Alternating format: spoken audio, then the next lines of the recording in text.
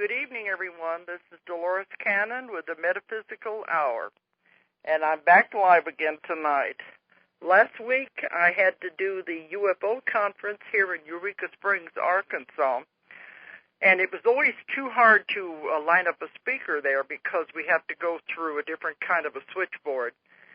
So I didn't do it last week. But you know, that conference, this is now 22 years that I've been helping with that, and it's the second largest one in the United States. It just seemed impossible to people there that it's really been going on that long. Some of them were saying I needed to write a little history about how it began because a lot of them didn't even really know how it started. But we have a lot of the same speakers every year, too, and some of them have been guests on my show. But to me, it's like old home week because it's going on so long. We get to meet all our old friends and the people we've known for years.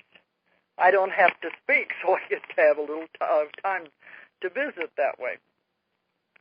Okay, well, starting tonight, I'm going to be interviewing guests on my show that we're going to have as speakers for our conference. This is the fourth year now that we have done our conference here in Arkansas, the one that me and my company puts on. And when I do the conference, a lot of it I like to have as a showcase for the new authors coming on, because a lot of them have never done speaking before audiences, and I think it's good for them to get their feet wet. I've had problems with some of the ones this year because they're scared and they're afraid to do it.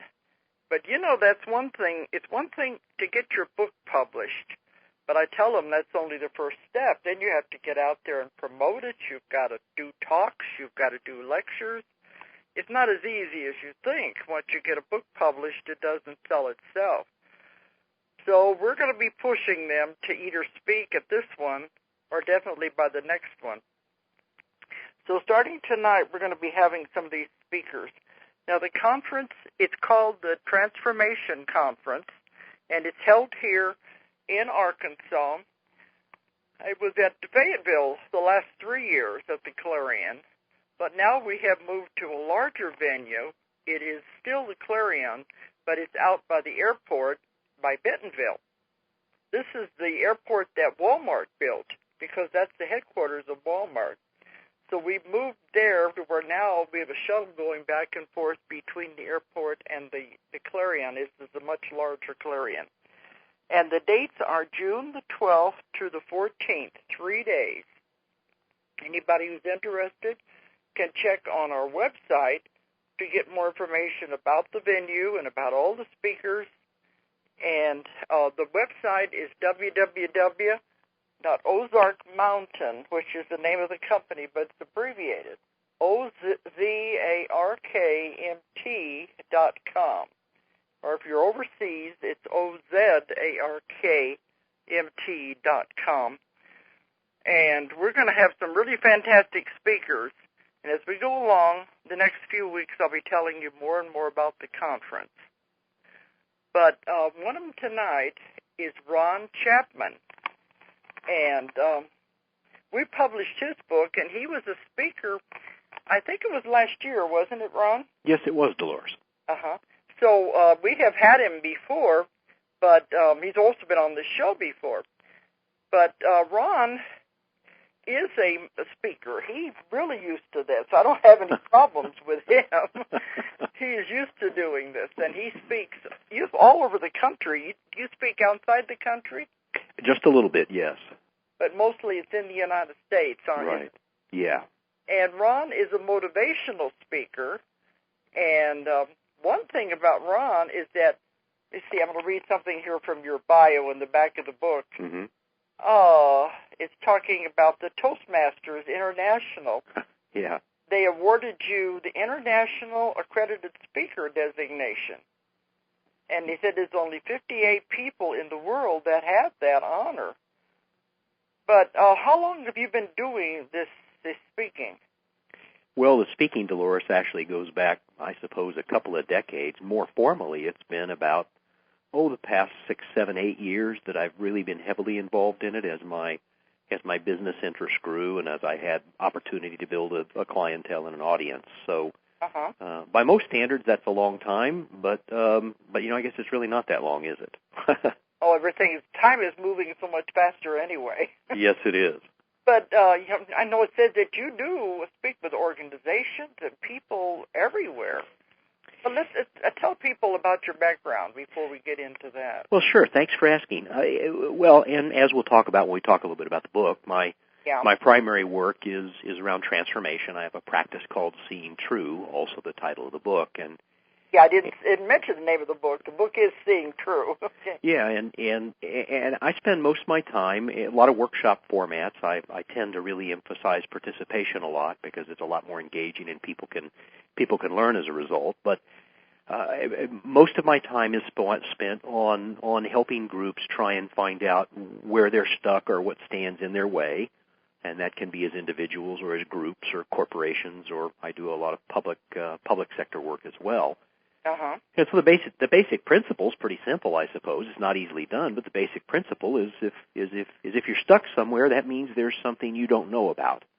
And with a little bit of work, you can usually find out what's in the way, and it can oftentimes be relieved. And so that applies both on the spiritual level as well as a lot of really, really practical levels with business and offices and everything else. So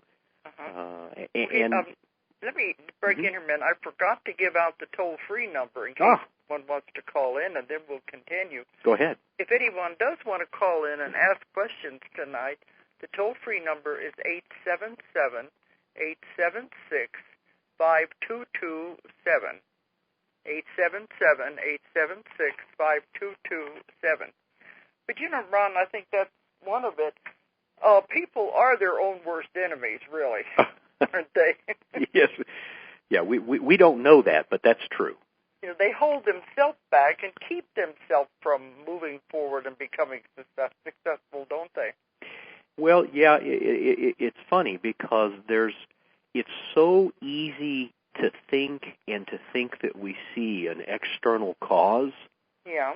And of course, it's much more challenging at times to try and look within ourselves and see what may really be going on. And because we have such a hard time doing that, it makes it very hard to move forward sometimes. And I've had more than a few experiences myself, Dolores. I bet you know this too from your experience, where it's been quite surprising to find some of the ways that I get in my own way. Well, that's because we don't really see it. That would be the problem, absolutely. Yeah. But, like you said, it's always easier to blame our problems on somebody else rather than seeing we're the cause of the whole thing. Yeah,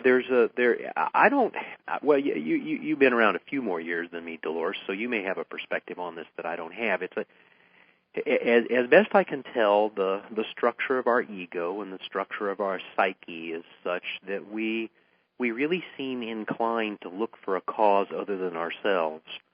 And maybe that's got something to do with the evolution of the human species, but one of the hardest things in the world I find, and I do some coaching work too, is just trying to get people to stop looking at some apparent external cause and look back at themselves. That's the first really big step in my experience of just trying to get people moving in the right direction, which is looking somewhere other than the apparent cause. Because, like you said, a lot of times, I think they don't like to admit that maybe they are the cause of their own problems. It's easier to put it on something outside themselves. Yeah, well, I think Marianne Williamson, the Course in Miracles writer, I think she had something to say along those lines that we really do find it easier to look outside, and of course it's very easy to blame, particularly when there's something that it's easy to find to blame. But didn't she say? I believe she said something like we are disinclined to look within ourselves because we're afraid we might find there's an amazing amount there, and it scares us. And that has certainly, I've certainly seen enough of that to think there's some truth to that. because, well, it is hard, but, that's all part of the growth and everything. That's what I'm doing in my work, and I'm as a therapist, I run into this all the time. People make themselves miserable, their own worst enemy. They aren't going to admit they're the cause of their problem. Well, it is kind of having been in that position of having to admit it more than a few times, Dolores. I have to honestly say, I'll tell you the phrase I use most often with my spiritual mentor. It is a phrase that's recurred over the 20 years I've been working with him, and that phrase is, "Sam, how could I have missed that?" Because over and over again these things come up, and finally when there's that biblical phrase about the scales falling from your eyes, and when the Bible. Yeah, when the moment comes where all of a sudden you do see clearly, sometimes it's very humbling and embarrassing to realize just how much we were missing. Uh-huh. I know since you work. But I'm doing all the time, because I see clients constantly. Mm-hmm. I've been doing the hypnosis for 40 years and 30 years, the work that I do, and I see clients, I have to counsel with them, mm-hmm. and I spend hours just talking with the people, and it's amazing how they really don't see the cause of the whole problem. Right. Well, for instance, I had one woman who was almost 80 years old who came to see me. Mm-hmm. Her life is a total mess. Failed marriages, failed jobs. I mean, nothing has ever gone right with her. Mm-hmm. But the more we talked about it, it all went back to something that happened when she was only 3 or 4 years old, mm-hmm. and she never let it go. Yeah. And, as we talked, she kept saying, "Oh, I let it go. It doesn't bother me." I said, "It does bother you. You haven't talked about anything else the whole time you've been here." Well, golly, by the time you're almost 80, all the major characters in the scenario have probably died. Why are you still hanging on to it after all that time? Well, this is all very relevant because I just in the past couple of weeks, Dolores, have had working with my spiritual mentor where I've had some difficulties in my life and had to dig pretty deep to see what was in there, within me that was getting in the way.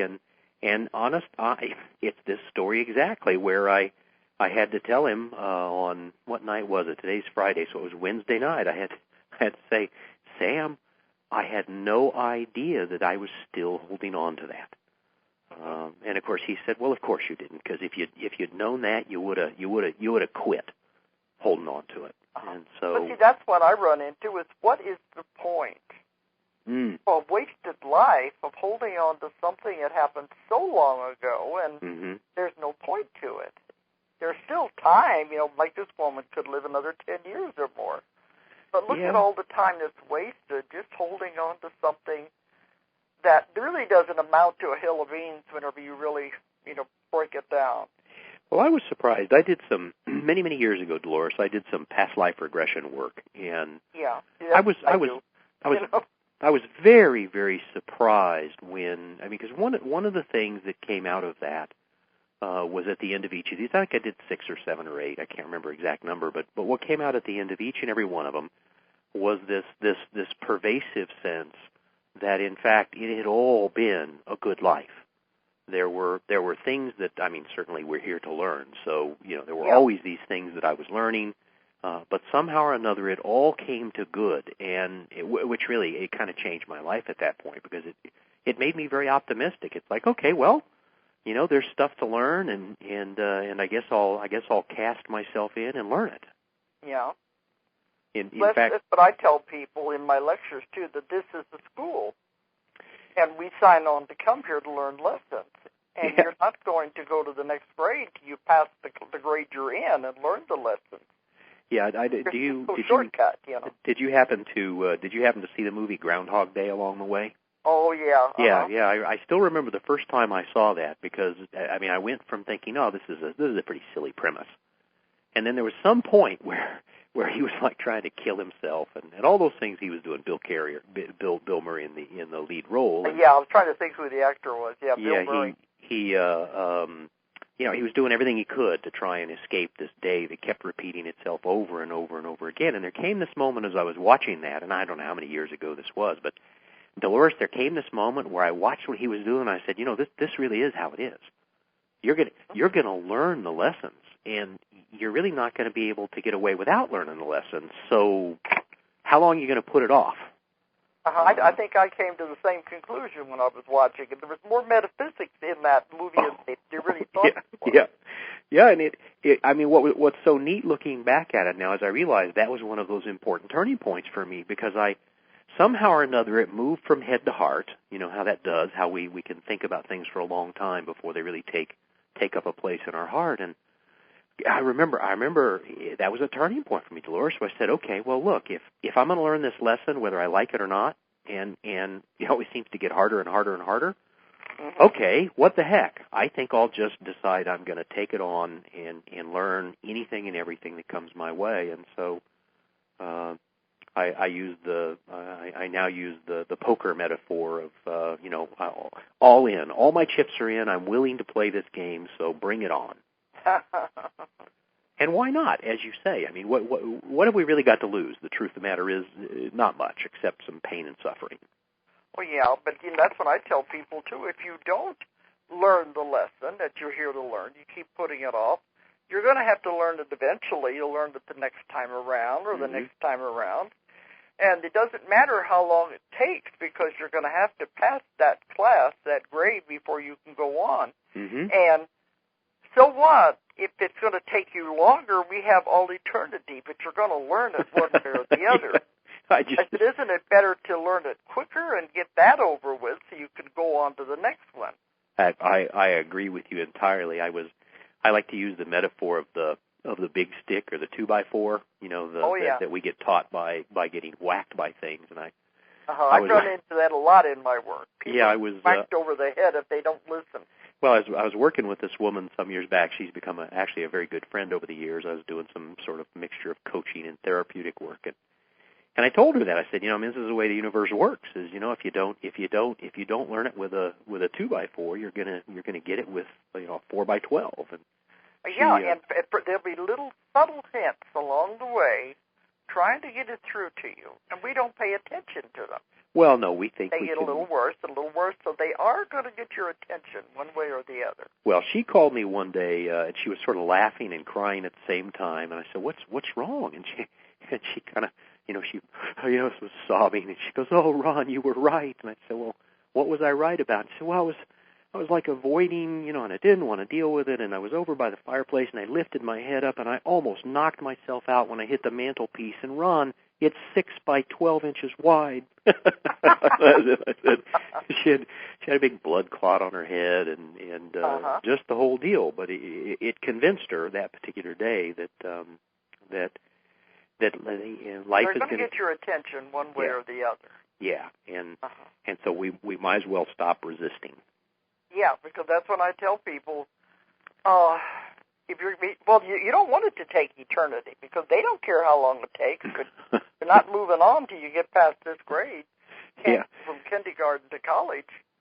And somehow or another, there's something about our ego that apparently thinks we can avoid these lessons of life, and that has not been my experience. In fact, to be really honest, Dolores, and for the sake of anybody who's listening, what I have found is a very old gentleman. He passed away a few years ago at, I guess, almost 90, and he what he said that the best solution is to learn to cuddle up to all your fears and all your resistances, make friends with them, and see what they have to teach you.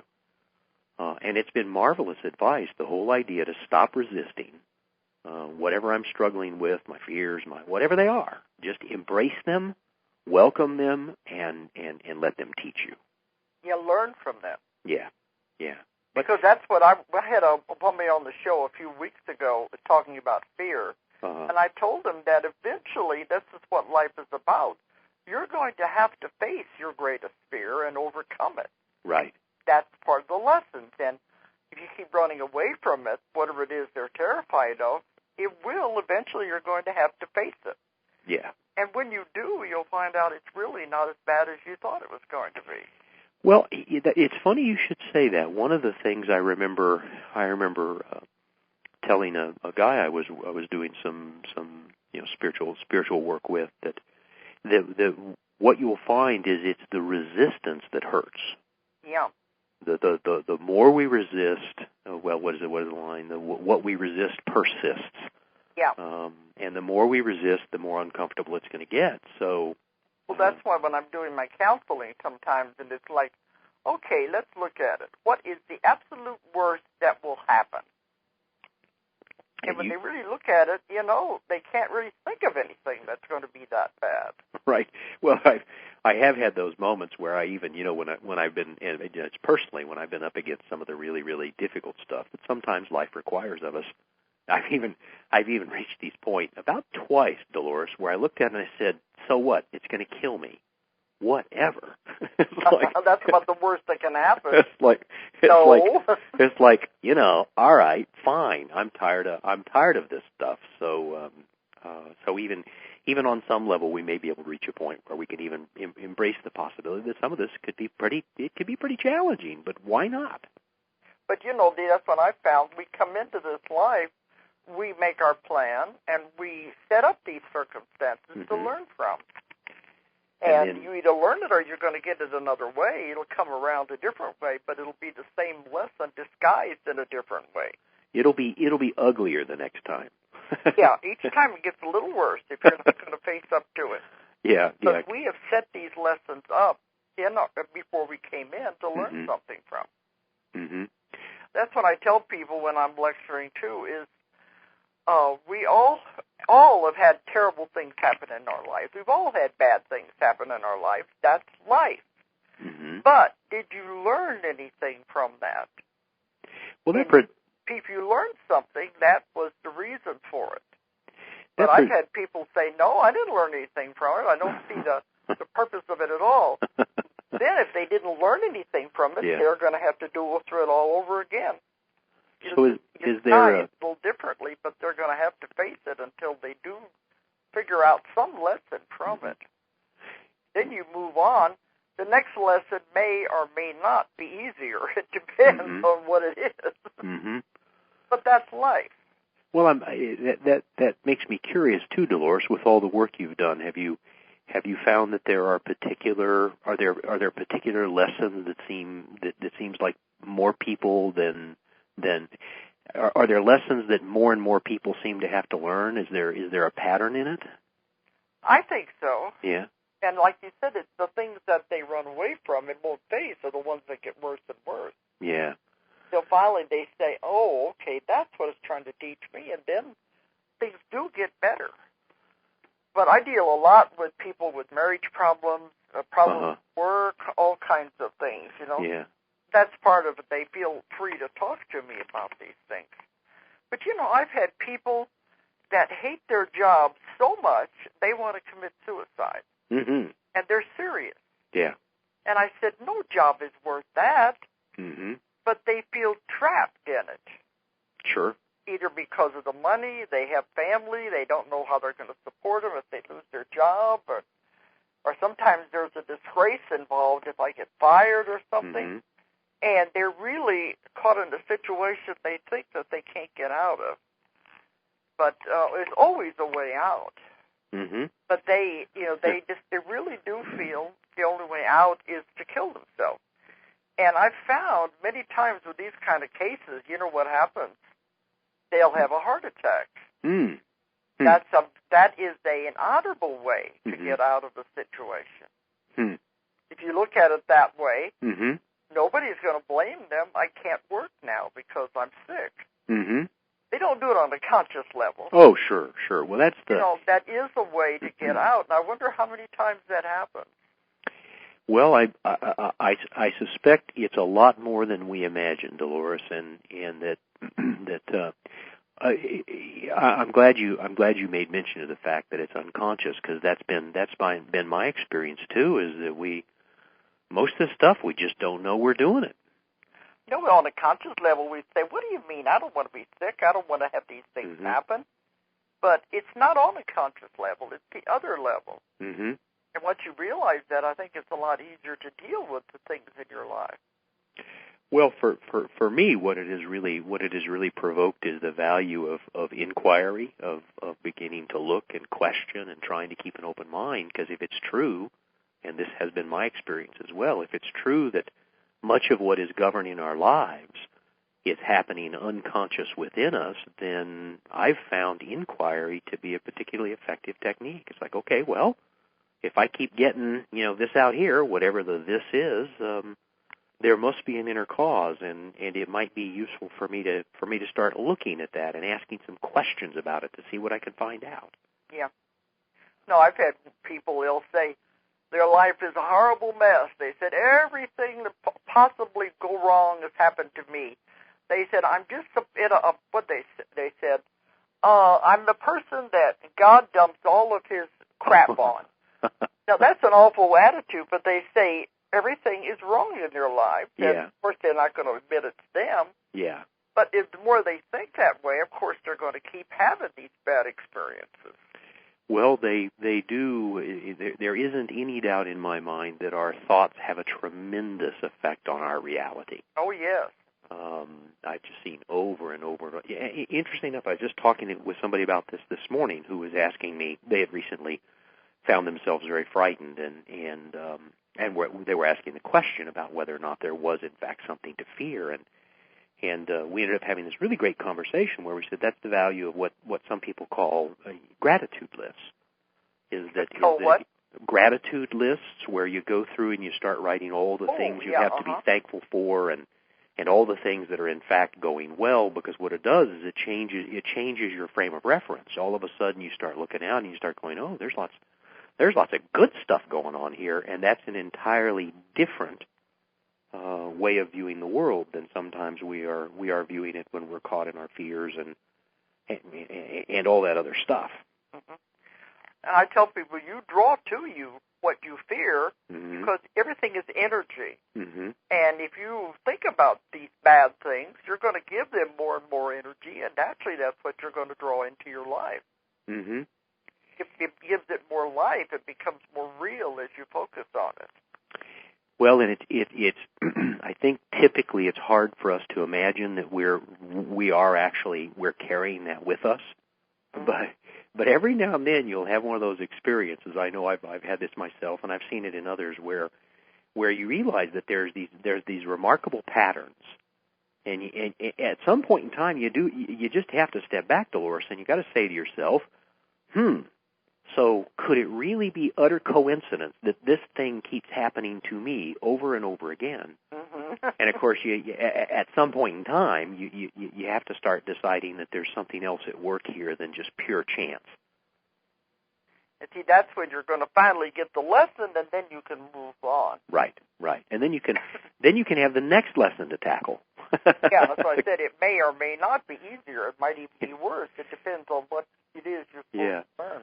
Yeah, but and again, I was chatting with someone I coach who just it was earlier this week who said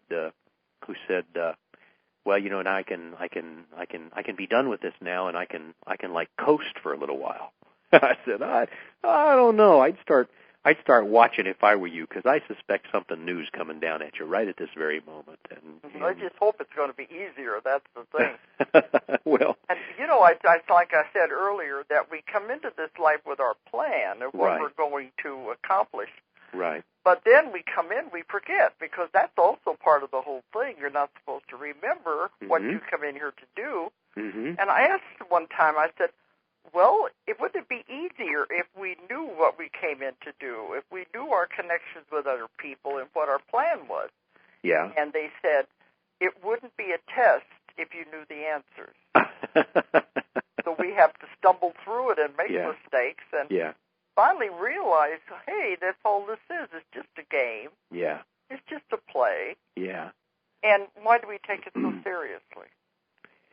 Well, there's a great line in one of my favorite books, book by Richard Bach, The Illusions of a Reluctant Messiah, where at one point one of the protagonists says to the other one, "When are you going to learn? There are only two things: we either learn or we're entertained. That's it. There's nothing else."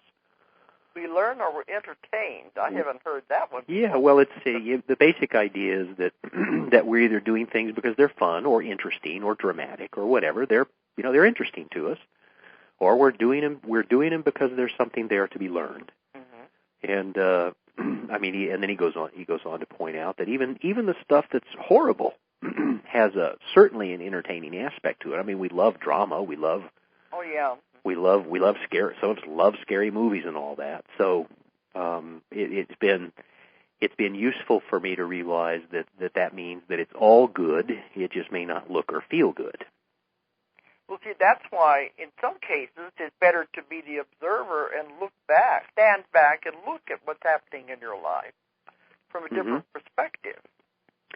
And then you can see, okay, this is a play, it's a game. Mm-hmm. What is going on here?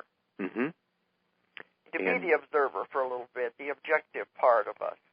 And that's, I do have to admit and acknowledge, that is hard when you're in the middle of it. Oh, yeah, when you're in the middle of it, it's always hard. It's always after the fact. Yeah, and you can look back years later and say, "Oh, that's why that happened." Well, isn't that the truth? Where so often it's looking backward, where we go, "Oh, that makes perfectly good sense." Yeah, it's always called 20/20 hindsight. Yeah, and it's very reliable, I've found. But there's something. There is just something about the fact that whatever we're in the process of facing, we may not be able to easily see, which is all the more reason in my mind to get curious and see what we can find, because things aren't just happening randomly. No, there's more of a pattern there than people can ever realize. Yeah. Even though they think they're just being tossed about like a what do they say? The waves toss you around, and you don't have any control over it, and you're at the whim of everybody else. And if you realize you do have more control, I lecture to people on how you create your reality and how you can make things happen in your life, because you have so much more power than you realize. But this is probably what you lecture about too, isn't it? I spend a lot of time, and in fact, the basic framework I spend most of my time talking about is that if you ever get a good look at what's blocking you, and it is removed, as it usually will be when you get a good look at it, you'll be surprised at what it turns loose. We spend so much time looking for solutions when, in fact, what we really need to do oftentimes is just get a good look at the problem. In fact, my spiritual mentor, he says basically until you understand the problem, you can't find a solution. Yeah. And over again, I've seen that to be true. People who one of my favorite ones is people who've come to me for help with procrastination, and procrastination is never the problem. They may be frightened. They may be overly insistent on how things are supposed to be. They may have a sense of entitlement, but it can manifest as a lot of times procrastination is just from fear. Right. What will happen if I do move that direction? Just so they just drag your feet. Yeah, and so it makes perfectly good sense. So rather than looking safer if I don't do anything. Yeah, and rather than looking for a solution to procrastination, it'd be better in that case to take a good hard look at the fear that is causing the procrastination. Well, a lot of people are afraid of failing. Sure. So and it's easier just not to do anything. And some are fearful of success. That's that Marianne Williamson idea again. Oh, yeah, that was in the Sphere book. They said it was the fear pair, the fear of failure and the fear of success. Right. Either one, and people wouldn't think they'd be afraid of success, but their life will change. Well, I actually have an experience of that with a guy I mentored some years back now who had a real deep belief in his own failings. He was pretty attached to the idea that he was a failure, and he finally, through a lot of really good work, we got him into a vocational technical school where he actually got straight A's.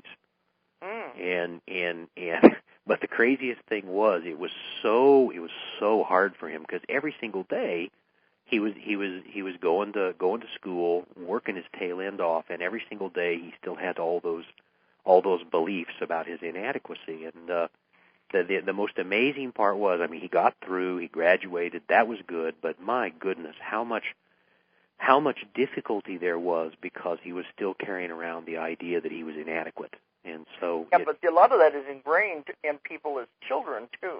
Sure. Yeah. Well, and in his case, it was child abuse that did it. So yeah, I have a lot of that too, and so they think they will never amount to anything. Right. And people tell you enough that you're stupid, and you will never amount to anything. Well, they're going to believe it, and yeah, it's very hard to overcome things like that. Yeah, because there's I mean, if you're told often enough those things, it takes root within us, and that was exactly this guy's problem. He'd been told all these things that were wrong with him for so long that he really believed them, and that's it. We do believe it. That's where I have my work cut out with a lot of people. Yeah. Well, you do the same thing. You have to try to show them it's not true. Well, and in fact, what I use is, well, probably more often than not is, and of course it takes a lot of patience, it takes a lot of time. Some of these things can't be unlearned very easily, but what I mostly have to do, Dolores, is I have to spend a lot of time essentially holding their hand and walking through it with them. Yeah. Because they just can't, they oftentimes people with some of the real challenges on the inside, quite often they can't do it by themselves, and they need someone to help. Yeah. That's why in my work I spend hours talking to somebody. It's not a quick session. Yeah, you have to get to know them and find out, what is really going on in their lives. Yeah, and eventually some momentum gathers and things get better, and I've been working with one guy for about 10 years, and that's a long time. He's made remarkable progress. I mean, his starting point was pretty awful. But I've had to kind of hold his hand over all this time and just keep steadily working away at it. And it is a very long time, but for me it's deeply gratifying. Yeah. To see the kind of progress some folks can make, and I guess to be really honest, Dolores, boy, I really admire him because 10 years of hard work, that's a lot of hard work. Yeah. But see, I have some clients that, I go back to their childhood. I want to know everything about the person. Mm-hmm. Of course, everything is confidential.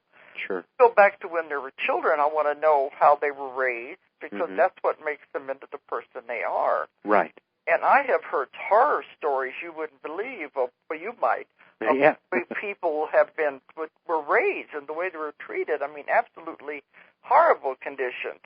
And it's a wonder that they ever turn into a functioning adult. I think it's a credit to them that they do overcome it and do become a functioning adult. Yeah, it is remarkable that, like I say, this one fellow I've been working with, it's just beautiful to see that even the really hard lessons can be learned. Mm-hmm. I mean, it does take some courage, and it certainly takes persistence. But boy, it's remarkable when it happens. And I mean, honestly, some of mine has been that way. I mean, some of my stuff has not been easy, but I sure am glad I've gone through it, because the we've value. all had things. I've had things too. I think that's, like I said, that's life. Mm-hmm. And it is gratifying whenever I have a session with somebody and they finally, the little light goes on. Yeah. I hadn't even thought of these things as answers. Yeah. It was actually very funny. I was again, one client I was working with actually flashed back to childhood. Yeah.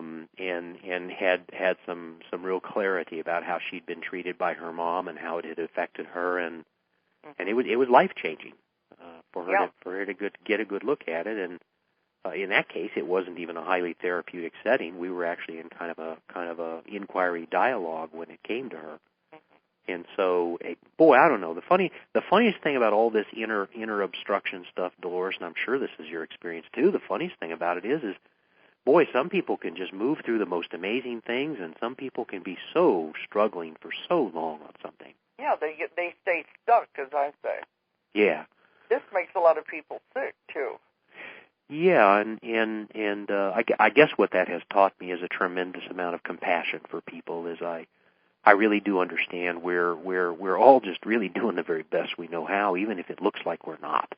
Yeah. But that's it. We're all on this journey together, and we're going through the same school, and some of us go to the next grade quicker than the others. That's the thing. Yeah. But, well, anyway, I have an affirmation on the wall in my office, and it says, believe, achieve, doubt, you're out. And that's what I try to tell people. It's all in your belief system, really. Well, and that's one of those really. That's funny. I just got an email today from someone who was asking. I have a newsletter I send out, and someone was asking, as I was talking specifically about that. I mean, that we've got our beliefs, and what we're going to need is a new belief, because the old one's not working very well. Yeah, you have to replace something with something else. Right. Uh-huh. And it was really neat because she, the woman who sent me the email, was asking the right question. She was saying, so what do I need to do to get rid of an old belief? And of course the answer is you're probably going to have to do some healing work around it, and you may, in her case, she may need some professional assistance, and yeah, you're probably going to have to dig in and see what's there, because that's kind of how the deal is designed. It's been buried a long time. It's not going to be fun, but eventually you will dig it and get it out, Well, the one of the things that's really amazing to me is how much we all believe, and I'm not sure, Dolores, I find it very, very funny. We're all told by our parents, quite a lot actually, about how nothing good ever came easy. I mean, most all of us. They always told us if it's easy, it's not worth doing. Absolutely, and then what happens is we start running into some of these life challenges, like we're talking about. Yeah. And we start thinking that it shouldn't be so hard, and so it's very, very funny that we're told over and over again that it's going to take effort to get good things, but then when the effort shows up, we kind of like it's like, well, isn't this supposed to be easy? Like, well, not my experience. Although, let's be honest. But look at how many of these stars, movie stars, rock stars, all these famous people, when things came too easy for them, they couldn't handle it. And a lot of them ended up drugs and, committing suicide. It came too easy. So you can have it both ways. Yeah, but I'm very aware that that marketing plays a part in this, because you get I'll just cite one of them because it's so obvious. I mean, a book with a title, The 1 Minute Millionaire, it sets an expectation. Yeah. And the expectation is that I should be able to achieve whatever it is I want in 1 minute. And, not quite that fast, I hope. And well, my experience has been that it usually takes a fair amount of movement before you get to the 1 minute. Okay. It might take a decade to get the moment where everything changes. But that's what's that saying? They said, I don't remember what some movie star or some famous star said. Oh yeah, they said I was an overnight success. Yeah. It took 20 years to get there. Yeah. That's that classic barroom joke about the overnight. The comic who somebody comes up, the comedian, somebody comes up and says, "Wow, you just overnight," and he goes, "Oh man, I've been working in dirty bars and places nationwide for 20 years. This is no overnight success." Yeah, see, we have to pay our dues. Although it is funny to me that we continue to not be able to see that. Mm-hmm. That we look at someone else's experience and we immediately jump to the assumption that they did something right and it happened overnight, and we've done something wrong because we're having to struggle. Mm-hmm. And we regularly misinterpret what's going on out there, in my experience. Yeah, that's what people are always saying. Oh, you're out here traveling, you're going all over the world, you're lecturing, you have all these books published, et cetera, et cetera. And I said, yeah, but do you know how much hard work went into all of that?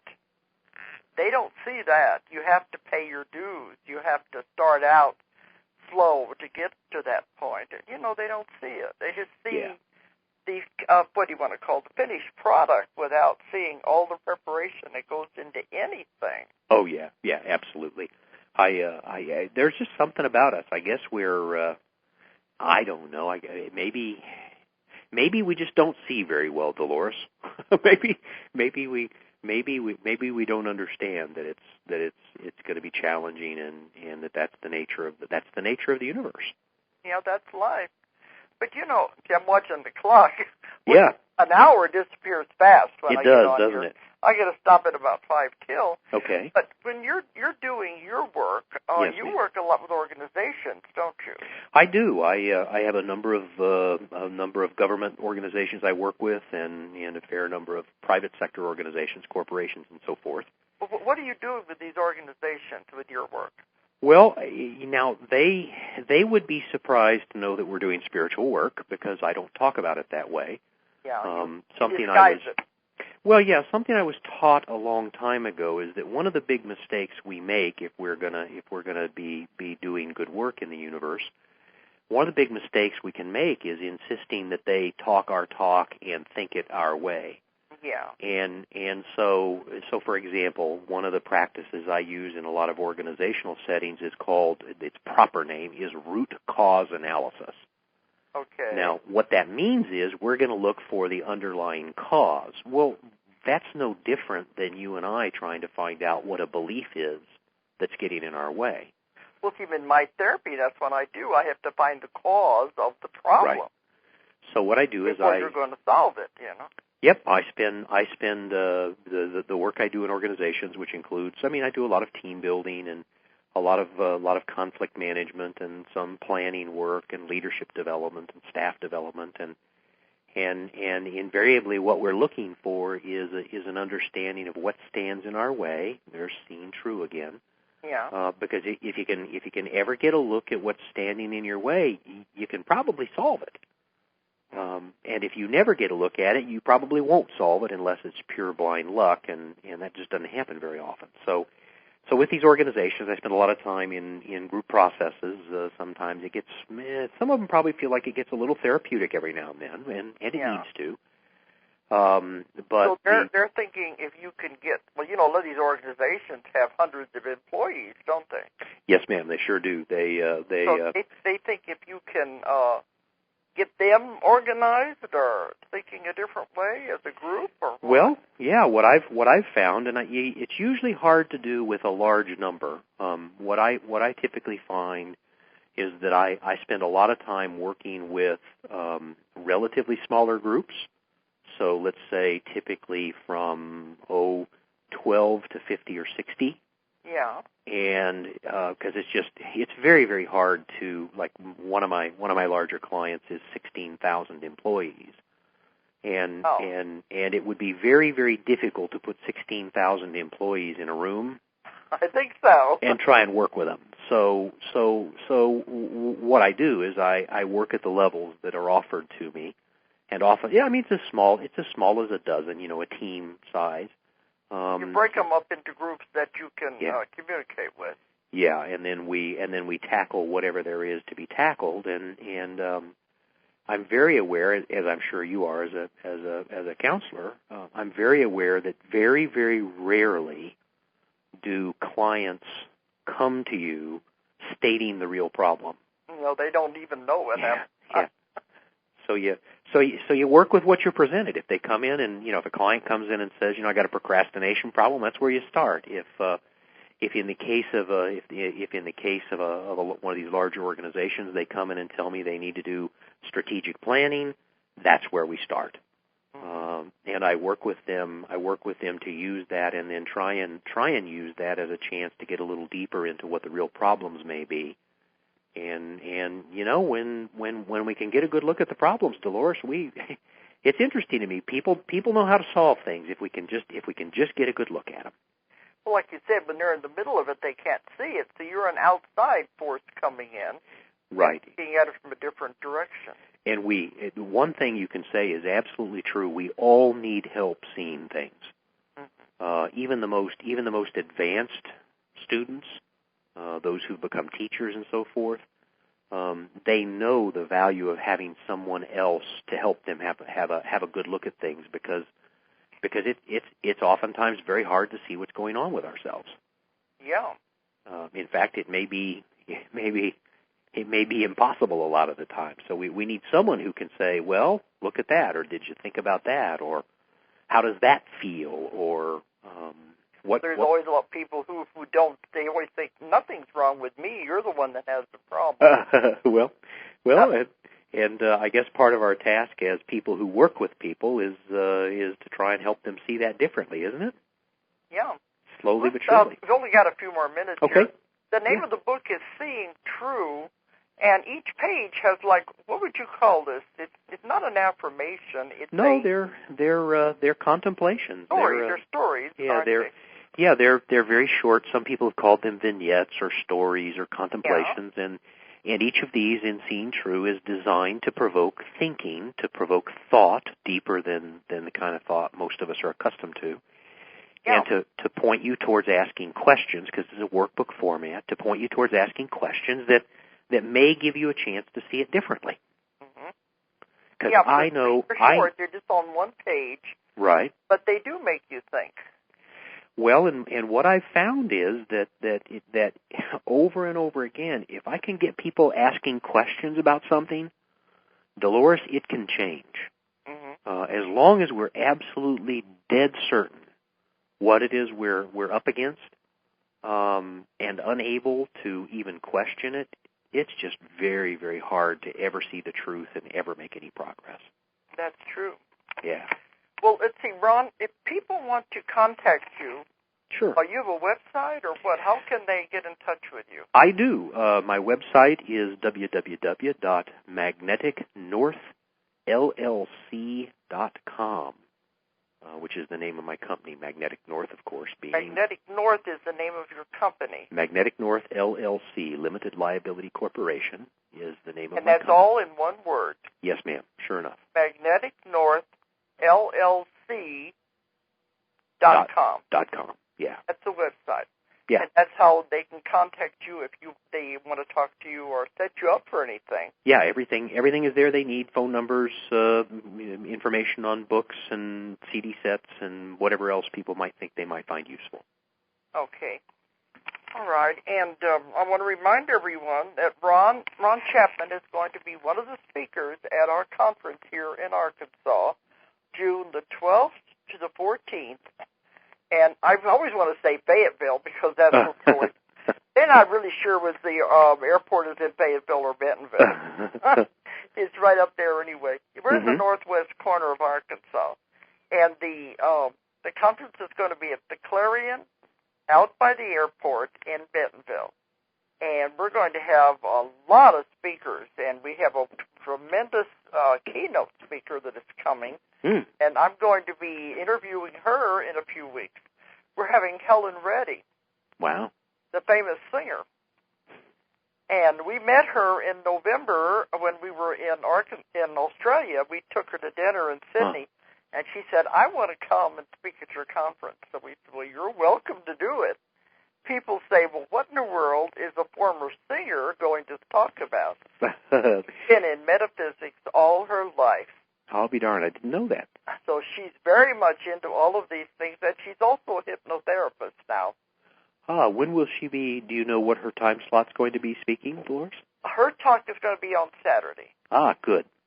I don't have it in front of me, your schedule, but the conference is going to be Friday, Saturday, and Sunday, 3 days. And anybody can come on my website. They'll find more information about signing up for it. And we're going to have a tremendous amount of speakers, and they're really good things are going to happen. And it's a bigger venue, and we're expecting a bigger crowd this time. So she is going to be on Saturday. But we have a lot of other ones, and there are some surprise ones in here also. Great. But anyway, Ron Chapman will be one of our speakers. If you go on our website, www.ozarkmountain, OZARKMT.com, and check it out. You'll find out more about it, the prices, and how you can register. And it's not too early to start. It's going to be here before we know it. Okay, Ron, but I want to thank you for coming on tonight. Thank you so much. I've enjoyed it, and look forward to seeing you in a few weeks out in Arkansas. Yeah, it'll be here before we know it. Yes, ma'am. Okay. All right, so good night, everyone. Thanks Good night. for listening. If you enjoyed the show, check out more of our other videos and be sure to subscribe and click the like button. Thank you for listening to the Metaphysical Hour with Dolores Cannon.